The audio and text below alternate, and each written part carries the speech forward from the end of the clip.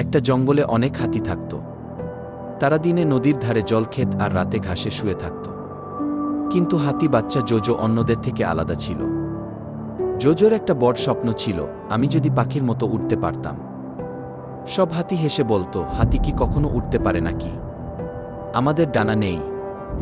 কিন্তু জোজো হাল ছাড়ল না। প্রতিদিন সে চড়ুই, শালিক আর কাকেদের উড়তে দেখত আর কাগজ দিয়ে ডানা বানিয়ে চেষ্টা করত। অবশ্যই প্রতিবারই সে ঘাসে পড়ে গড়াগডি খেত। একদিন জঙ্গলে এল এক বুড়ো জাদুকর। তিনি জোজোর চেষ্টা দেখে হেসে বললেন, তুমি এত চেষ্টা করছো, তার পুরস্কার তো হওয়া চাই। জাদুকর তার জাদুর লাঠি ঘুরিয়ে দিলেন, চমৎকার! জোজোর পিঠে ঝলমলে সোনালি ডানা গজাল। জোজো প্রথমে একটু কাঁপল, তারপর পাখিদের মতো ডানা ঝাপটাতে লাগল।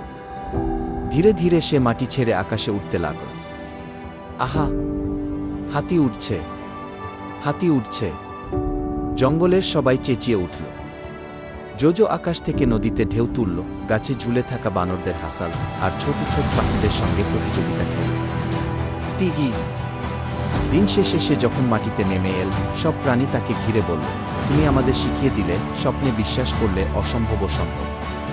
সেই থেকে জঙ্গলের সবাই তাকে ডাকতে লাগল, ডানাওয়ালা হাতি।